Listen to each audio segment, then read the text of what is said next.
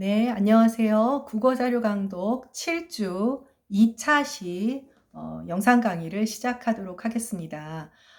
이미 요번 주 요번 주 강의 공지에서 안내가 나갔지만 이제 본격적으로 강독이 시작됩니다.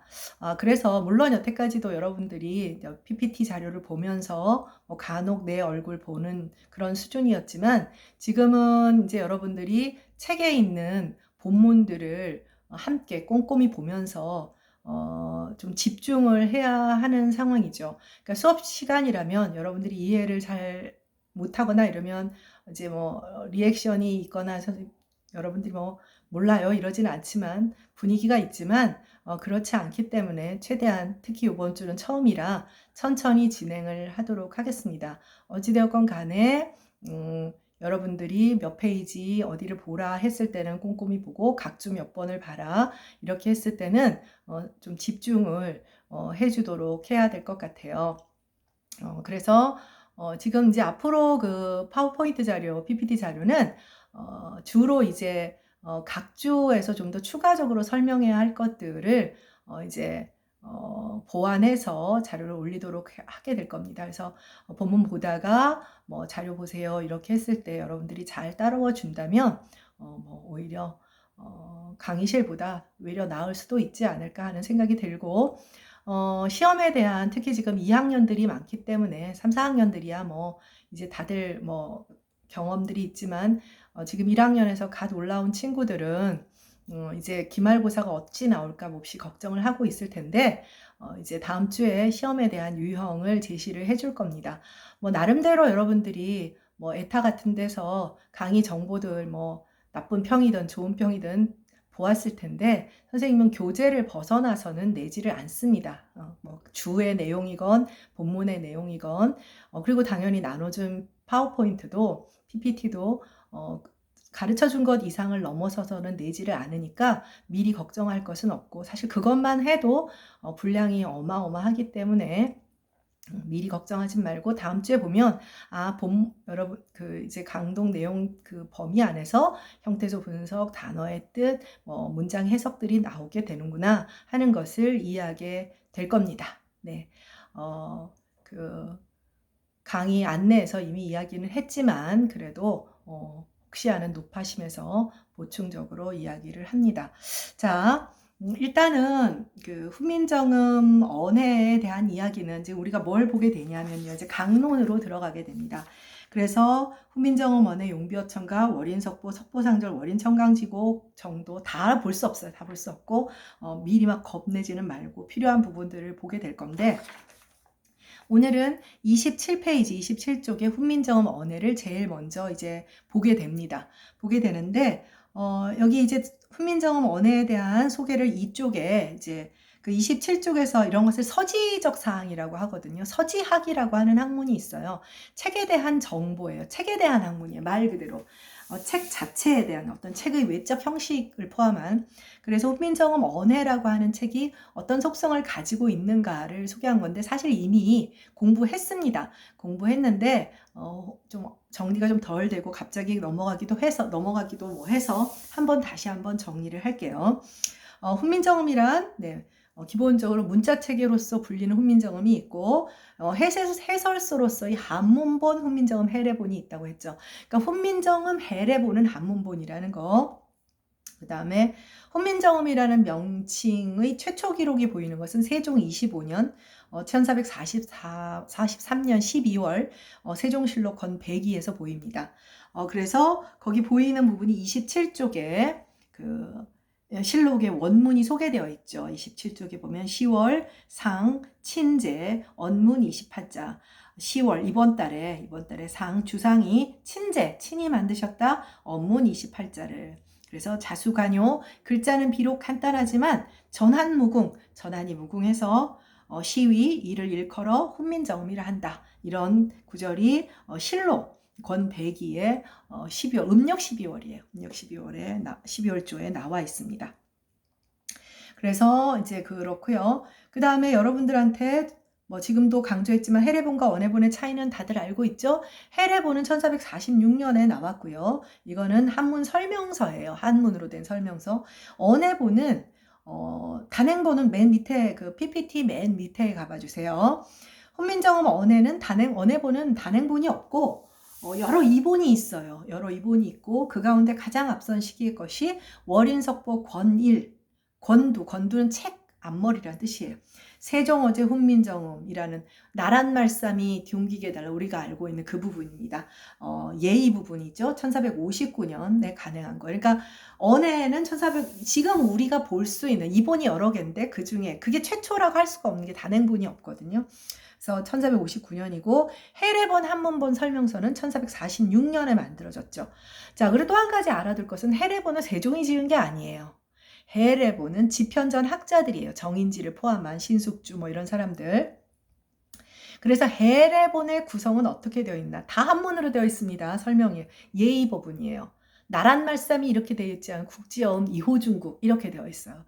예의가 이제 세종의 서문에 해당하는 부분이고요. 이 부는 오해일예라고 해서 설명을 한 부분 5개가 있고 예를 든 부분이 있어요. 그래서 오해는 제자의 원리, 그다음 초성의, 중성의, 종성의, 합자의 다 기억나죠? 그다음 용자래. 그다음에 마지막에 정인제 서문이 임금의 글이기 때문에 맨 뒤쪽에 서문이 붙었다고 했죠. 이렇게 해서 아주 기본적인 거 27페이지에 있는 거 한번 정리했고요. 28쪽에 가보면 28쪽의 세 번째 단락에 보면 정인지도 서문에서 자기 나름대로 이야기를 해야 할 것들이 있잖아요. 그래서 정인지의 서문에서는 훈민정음을 왜 창제했는지, 또 창제자가 누군지, 임금님이 만들었다고 했죠. 훈민정음을 우수하고 편찬자는 누군지 편찰 연원의를 밝혔고요. 훈민정음의 언해본이 여러 개라는 건 말을 했죠. 네. 그리고 지금 여러분이 공부하게 될 이 언해본도 역시 1459년 월인석보 권두에 실린 그 본이에요. 이게 이제 가장 대표적이고 사진으로 찍은 영인본이라고 하죠. 영인본이라고 서강대학교 도서관에서 소장을 하고 있습니다. 그리고 28쪽에 맨 마지막 줄을 보면 언해본과 헤레본은 똑같지 않아요. 똑같지 않다는 것을 기억을 해야 됩니다. 언해본은 헤레본에 없는 규정, 중국어의 치음을 표기하기 위해 치두음과 정치음을 구별해야 된다. 뭐 이런 규정들이 첨가되어 있어요. 그건 뒤에 가서 보도록 하죠. 그래서 우리가 일반적으로 알고 있는 세종어제 훈민정음, 나란 말씀이 교대에 그 부조로 찍혀있는 강판으로 찍혀있는 이런 것들도 다 세종어제 훈민정음, 월인석보, 권일, 권두에 실려있는 겁니다. 이게 왜 월인석보, 권일, 권두에 실려있을까요? 자, 세종 5년이에요. 여전히 한글은 낯선 문자죠. 그러니까 문자를 읽는 방법을 소개를 해줘야 되잖아요. 그렇기 때문에 세종은 창제 팀 쪽에 태스크포스 팀에 들어가 있었던 사람이에요. 그러니까 이걸 어떻게 읽어야 한다는 것을 알려주기 위해서 월인석보 권두에 실려 있었던 겁니다. 그러니까 무슨 뜻인지 알겠죠? 네. 자, 그래서 다음 페이지, PPT 다음 페이지. 선생님도 말을 또박또박 잘해줘야 여러분들이 우왕좌왕하지 않겠네요. 자, PPT 다음 페이지 3쪽이네요. 강독하는 법이라고 올렸어요. 강독하는 법. 네. 강의실에서는 이런 거 설명도 안 하고 그냥 막 읽었는데 너무 착해진 것 같아, 내가. 자, 편의상 지금 샘플을 2개를 올려놨습니다. 자, 세종어제 훈민정음 책 제목이에요. 자, 선생님이 어디 먼저 읽었느냐? 자, 세로쓰기 형태와 가로쓰기 형태가 있는데 여러분들은 세로쓰기를 접해본 적이 없어요. 선생님은 교재도 세로쓰기가 많았고요. 교과서는 아니었던 것 같지만 신문도 세로쓰기였죠. 90년대 이후에 세로쓰기가 없어진 거예요. 여러분들이 지금 여기 00년생이나 99년생, 98년생들이 많을 텐데 90년대 초반까지만 해도 세로쓰기로 신문이 되었다니까요. 그래서 여러분들 문장부에 가면 마침표도 세로쓰기 때는 하얀 동그라미를 찍어요. 지금 문장부 그대로 남아있거든요. 네, 그래서 세로쓰기 형태이므로 우측에서 오른쪽에서 왼쪽으로 읽어요. 우리는 어때요? 오른쪽에서 왼쪽으로 읽죠. 그러니까 앞으로 모든 책은 오른쪽에서 왼쪽으로 읽게 됩니다. 자, 오른쪽에서 왼쪽으로 읽고요. 현대국어처럼 문장 단위가 아니라고 했잖아요. 그러니까 예를 들면 한문 문장 끝났으면 그 문장에다가 뒤에 긴 번역을 달고 이런 구조가 아니에요. 그런 구조가 아니어서 이제 읽어보면 진짜 끔찍하다 이런 생각이 좀 들 겁니다. 그 다음에 들여쓰기가 아닌 내려쓰기를 해요. 자, 지금 옆 페이지에서 내려쓰기 한 부분이 보이지요? 나란 말싸미 이렇게 되어 있어요. 나란 말싸미. 요게 언해 부분이에요. 요게 언해 부분이에요. 자, 그리고 다음 페이지 일단 보고 다시 돌아옵시다. 다음 페이지 4쪽. 자, 아까 말했다시피 한문 원문에 한글 구결을 단 구결문. 그 다음에 협주문 두 줄로 쓰고 그 다음에 언해 번역문 한 칸 내려쓰기 이렇게 되어 있어요. 자, 그러면 그 다음에 강독시 우측 기준으로 첫 줄을 명하고 우측 기준으로 첫 자를 명하면 지금 어떻게 돼요? 지금 이 페이지에서 이 첫 줄은 협주죠. 상담의 강남이라 하나니라 그 부분이 첫 줄이죠. 둘째 줄에 뭐가 있어요? 언해문이 있는 것이죠. 자, 그 다음에 맨 마지막 이게 전부 다 훈민정음 언해는 7줄로 되어 있거든요. 그래서 세보면 오른쪽에 맨 마지막 줄이 오른쪽이 아닌 왼쪽이네요. 죄송합니다. 선생님이 오른쪽 왼쪽이 헷갈려서 네. 왼쪽 맨 마지막 줄이 7번째 줄이 됩니다. 그러니까 선생님이 셋째 줄, 넷째 줄 이를 얘기를 하면 뭘 기준으로 얘기를 한다? 뭘 기준으로? 첫 줄을 기준으로 얘기를 해야 되잖아요. 그러니까 오른쪽, 우측 첫째 줄을 기준으로 설명을 하게 됩니다. 설명을 하게 되고 그렇게 혼란스럽기까지 하지는 않을 거예요. 자, 지금 이 페이지에서 구결문 한번 찾아볼까요? 셋째 줄에 우측 기준으로 셋째 줄 찾았어요. 오른쪽 기준에서 셋째 줄. 뭐가 보여요? 여문자로 불상유통할세. 자, 한문은 해례본의 한문은 아마 여문자 불상유통밖에 없을 거예요. 거기에 로라고 하는 한문 한글 토를 달고 할세라고 하는 한글 토를 달았죠. 그쵸? 네, 이게 뭐예요? 바로 한글 구결, 한글 토를 단 구결이 토예요. 구결하고 토는 같은 말입니다. 구결하고 토는 같은 말이에요. 그것을 구결문이라고 합니다. 자, 그 다음에 구결문 뒤에 뭐가 있어요? 두 줄짜리 협주문이 있죠. 협주문은 뭐냐면 한자 하나하나 설명을 해줍니다. 여는 이와 뎌와 하는 곁에 쓰는 자이라. 더불어 여자예요. 더불어 여자죠. 그러니까 이것과 저것과 하는 옆에다 쓰는, 곁에 쓰는 글자다. 글자 설명하는 것이고, 문은 그랄이라. 이건 여러분 이제 오늘날의 그럴로 바뀌었구나 이렇게 알겠죠? 불은 아니 하는 뜻이라. 아니다 하는 뜻이다. 그 다음에 상은 서로 상자죠. 서르 하는 뜻이라. 그럼 서르는 서로구나. 변했구나 라는 것을 알 수 있죠. 유통, 흐를 유자에 꿰뚫을 통자죠. 그러니까 흘로 통한다. 자, 우리는 통한다라고 해요. 한자어 쓰고 있는 거예요. 통하다의 고유어가 사맞다예요. 사맞다. 지금은 안 쓰는 것 같아요. 사맞다 쓰고 있어요. 사무치는 괴로움. 사무치는 외로움. 특정의 경우에만 쓰죠. 자, 무슨 말인지 알겠죠? 너랑 나랑 통하는데 이럴 때는 너랑 나랑 사무치는데 이렇게 쓰지 않아요. 그러니까 의미가 축소된 거예요. 사맞다라는 말은 사무치다의 형태로 바뀌면서 단어가 사라진 것은 아니지만 의미가 축소되어서 쓰이는 거죠. 네. 어찌되었건 간에 이 협주에서는 뭘 하는지 알겠죠? 단어의 의미라든지 한자의 뜻이라든지 이런 설명을 붙이는 게 협주예요. 말 그대로 주예요. 줍니다. 그 다음에 나온 것이 뭐죠? 여문자 불상유통에 대한 언해가 나온 거죠. 문자와로 서로 사맞디 아니할세. 이렇게 됐어요. 그 다음 마지막 줄에 뭐가 나와요? 고로 우민이 유소요건 할세. 또 구결문. 한글 구결문이 한글 토가 달린 구결문이 또 나왔죠. 이게 계속 반복됩니다. 그러니까 우리가 알고 있는 나란 말씀이 둥기게 달라는 이 한 칸 내려쓰기 한 언해문을 쫙 모았을 때 만들어지는 거예요. 그렇게 되는 겁니다. 자, 다시 그 전 페이지 3쪽으로 가볼까요? 자, 그럼 이 경우도 마찬가지죠. 자, 3쪽의 경우를 한번 볼까요? 세종호조 훈민정음 재난 글짓을 시인이 어쩌고저쩌고 이거 한자 하나하나 다 설명하고 있구나. 이제 협주. 그 다음 국지어음이 자, 이건 뭘까요? 한글 구결문이죠. 그리고 그 협주 바로 밑에도 붙었죠. 칸 아껴야 되잖아요. 종이 아껴야 되니까. 그거는 뭐예요? 당연히 이제 협주문이죠. 그리고 한 칸 내려쓰기 한 언해문이죠. 자, 그러니까 나란 말싸미 하나 나오는 저렇게 오래 걸리는 거예요. 그 다음 이호중국 하야 협주문 그 다음 페이지 그 다음에 중국에 달아. 이렇게. 네, 여러분들 그냥 봐도 이게 우리가 생각하고 있는 그런 어떤 번역문의 양식이 전혀 아니라는 것을 알 수가 있죠. 알 수가 있죠. 그래서 사실은 더 어려움을 느끼게 됩니다. 자, 강독하는 법. 여러분들하고 내가 볼 수 없기 때문에 미리 말을 하는 겁니다. 모든 책은 오른쪽부터 왼쪽으로 읽는다. 오른쪽부터 왼쪽으로 읽고 그 다음에 오른쪽 기준 첫 줄이 되고 그 다음에 왼쪽에 와서 7째 줄이 된다. 그런 것을 기억을 하면 됩니다.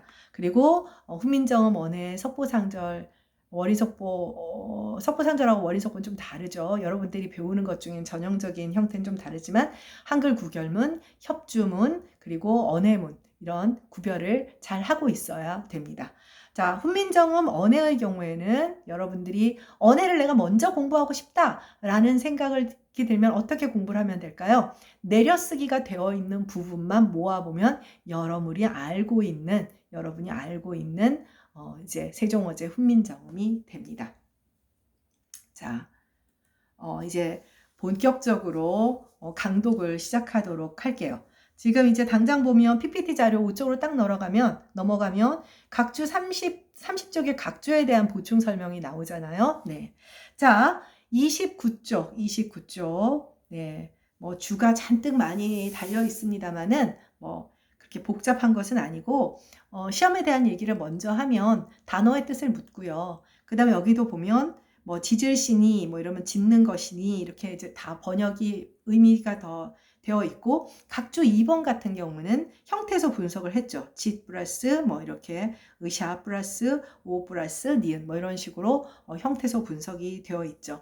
그래서 사실은 선생님이 시험 보기 전에 힌트도 주기는 하지만 수업 중에 설명이 좀 길어지고 좀 포커싱을 하는 것들이 시험에 나옵니다. 워낙에 줄여도 양이 방대하기 때문에 그래서 이제 이거를 다 꼼꼼히 한 페이지 다 읽으려고 하면 한 차시로도 부족하거든요. 지금도 보세요. 설명하는데 시간이 얼마나 많이 걸려요. 그래서 여러분들이 좀 이제 2주간 반복해서 볼 수 있는 것이니까 중요하다고 선생님이 주로 이걸 강조하셔서 설명을 했구나 하는 부분들에서 시험이 나올 수밖에 없으니까 주의 집중해서 반복해서 공부를 한다면 좋은 성과가 있지 않을까 합니다. 자, 29페이지. 네, 29페이지에 보면 이제 세종어제 훈민정음이 나와 있고 그 다음에 누리 세자 옆에 쉥종 엉쟁 이렇게 되어 있죠. 이거 무슨 식 한자음? 현실 한자음 아니면 이상적인 한자음? 세종이 만들었던 이상적인 한자음 동국정운식 한자음이죠. 그러니까 이 당시에 이렇게 발음을 한 것이 아니라 세종이 생각하기에 이렇게 발음해야 이상적인 한자음이다라고 해서 붙여놓은 한자음이고 그런 한자음 교정서로 1447년에 편찬해서 1448년에 출간을 했던 책이 있죠. 동국정운이라는 책입니다. 그래서 이 책을 뭐라 한다? 이런 책, 이 책에 근거해서 사용한 한자음을 뭐라 한다? 동국정운식 한자음이라고 부릅니다. 동국정운식 한자음. 자, 그래서 아마 세종은 설명할 필요도 없고 어는 임금어자는 설명할 필요도 없다고 생각했나 봐요. 그래서 제자부터 설명을 합니다. 제난 글 짖을 시니 각주 1번이 있습니다. 글을 짖는다는 것이니 거기에 보면 학생들이 각주 1번을 보고 뜨악하는데 정확하게 한 5페이지만 넘어가면 안 뜨악해요. 아주 반복적으로 나옵니다.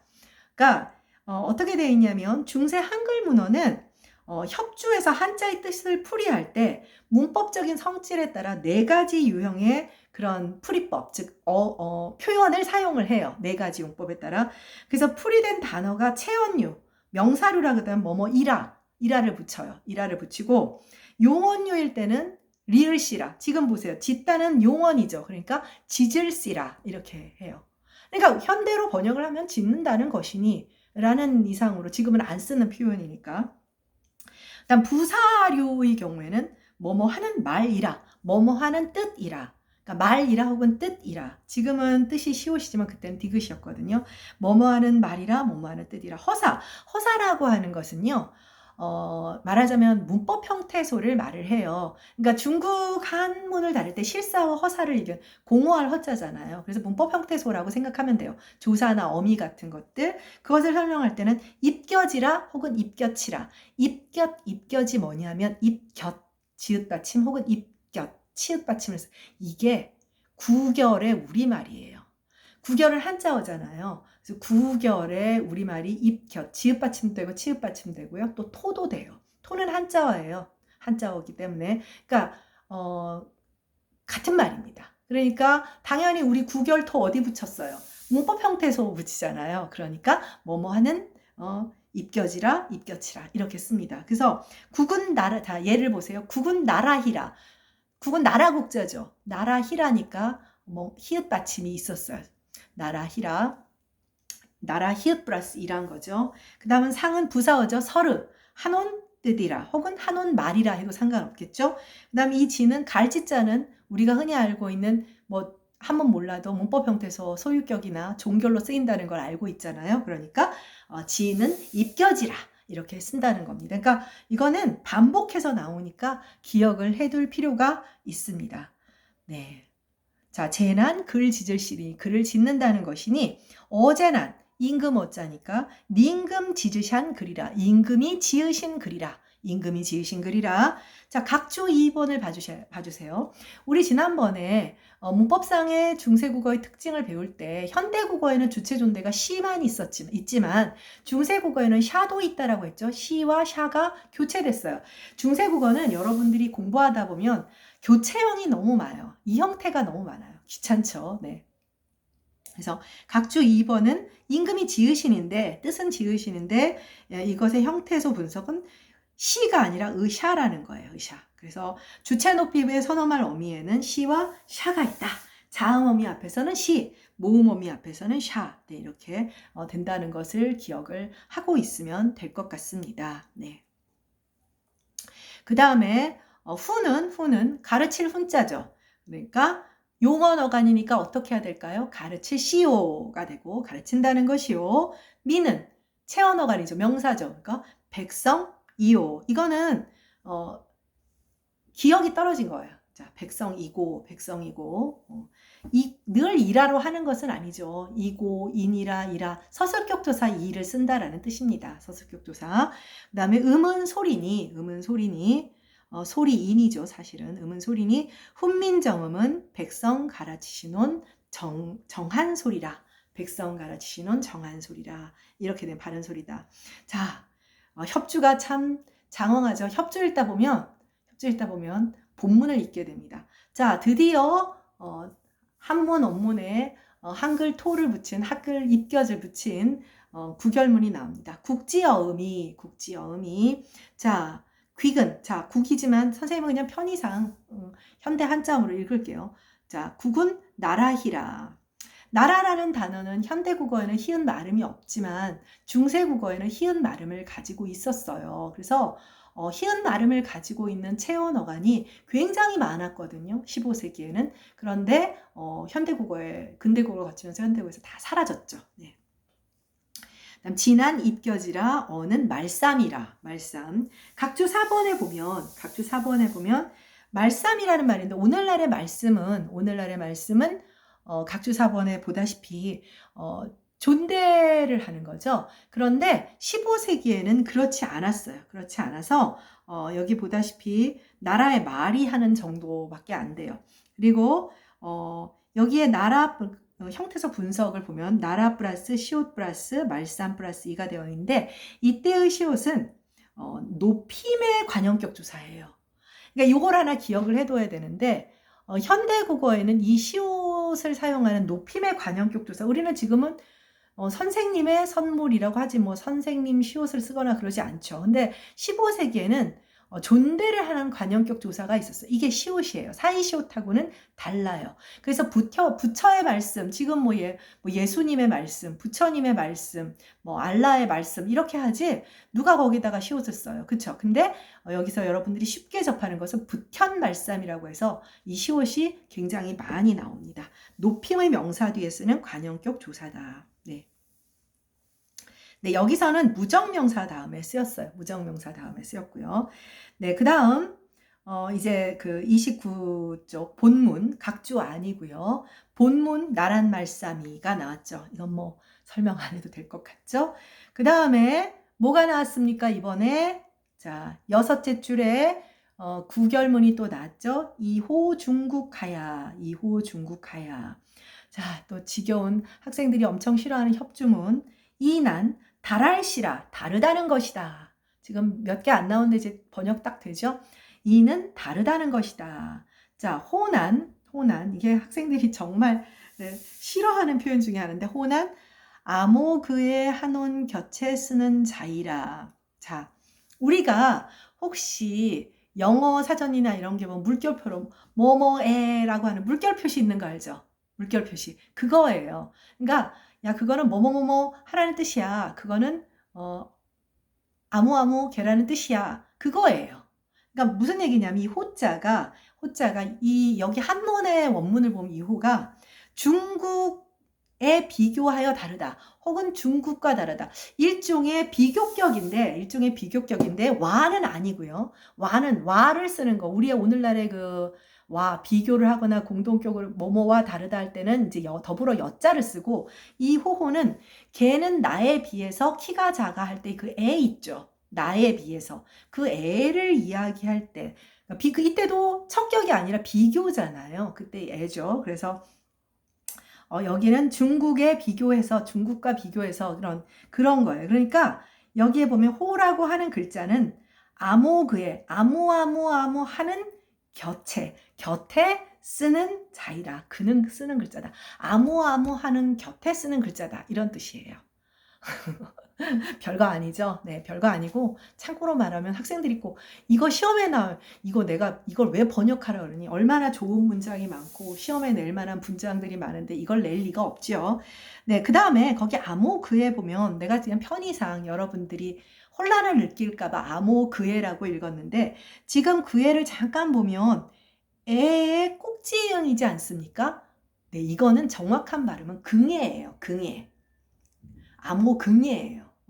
그러니까 지금 이제 그게 사라져버린 건데 원래 영국의 비음은 초성에 올 수 없잖아요. 초성에 올 수 없는데 표기만 연처를 했다고 했죠. 표기만 연처를 해서 이렇게 표기만 이런 것이고 실제 발음은 긍예라고 하는 것이 맞죠. 나중엔 안 쓰이는 표현들입니다. 자, 그 다음에 중국 안인데 이게 여러분 지금 뒤쪽에 가보면 약간 좀 이상하지 않아요? 이게 책이 여기가 이제 그 왼편 쪽이 묶여 있거나 이제 훼손이 된 거예요. 훼손이 되어 있어. 훼손이 되다 보니까 그러면 이제 뭐 아무래도 글자가 이제 먹으로 입힌 거니까 그래서 소위 말해서 가피를 한 거예요, 사람들이. 정말 요즘 같으면 여러분 같으면 어떠겠어요? 내가 뭘 발견했다면 손도 안 대고 어딘가에 연락부터 먼저 할겠지만 옛날에는 그런 어떤 문화재 교육이 없다 보니까 여기다 가피를 한 거야, 나중에. 붓이나 뭐 이런 걸로 너무 안타깝죠. 그래서 이게 좀 이상한 거예요. 이상한데 중국은 그 다음에 한 칸을 띈 거를 좀 유심히 봐주시고요. 황제 겨신 나라 히니예요. 황제 겨신 나라이니 황제 겨신 나라이니 우리나라 요거 먼저 하고 다음 페이지로 넘어갈게요. 자, 중국이라고 하는 것은 황제가 계신 나라다. 네, 그런 뜻이죠. 그런 뜻이고, 네, 미안합니다. 여기에 보면 황제 앞에 한 칸을 띄었죠. 와, 띄어쓰기다. 선생님이 문장 보호나 띄어쓰기 안 했다고 했는데 뻥치셨네. 아니에요. 왜 띄었을까요? 중국 황제라서요. 차마 글자를 나란히 붙일 수 없어서 한 글자를 띄었습니다. 너무 웃기죠? 이런 것들이 가끔 띄어쓰는 게 나오는데 이제 임금이나 이런 사람들이 올 때 이렇게 합니다. 이것은 황제가 있으니까 차마 이렇게 이게 붙여쓰기를 할 수 없어. 띄어쓴 그런 예고요. 황제가 계신 나라이니 자, 우리나라의 이때의 시옷은 그냥 그 소유의 의미로 해석을 하면 됩니다. 우리나라의 30페이지로 갑니다. 자, 30페이지의 첫째 줄 협주겠죠. 우리나라의 상담의 강남이라 하나니라. 상담의 강남이라 하나니라. 이게 무슨 얘기냐면 상담이라는 말은 일상상자에 말할 담자예요. 일상적인 말이니까 뭘까요? 우리나라의 일상적인 말에서 강남이라고도 하느니라. 자, 우리 머릿속에 강남은 강남구밖에 없죠. 강남구밖에 없는데 이때의 강남은 말이에요.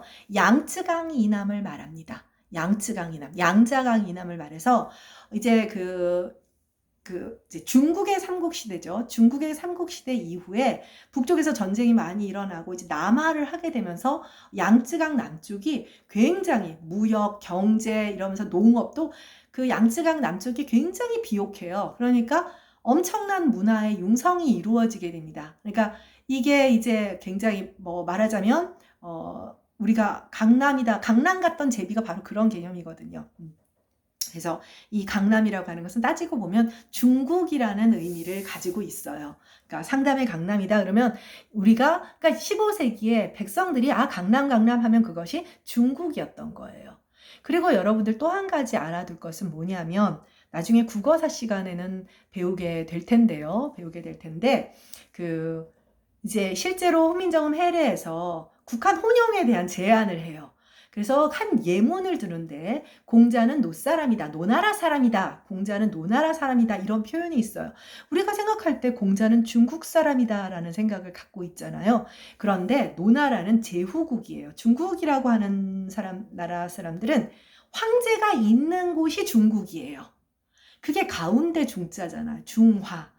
갑자기 섬뜩하죠. 이 사람들이 생각하는 국가는 세계의 중심이 중국이에요. 그래서 그 가운데 중자를 쓰는 것이고 그게 황제산. 그러니까 공자는 제후국 중의 하나인 노나라의 사람이지 이 왕국의 중국의 인물은 아니었다라는 뜻이에요. 그래서 노나라 사람.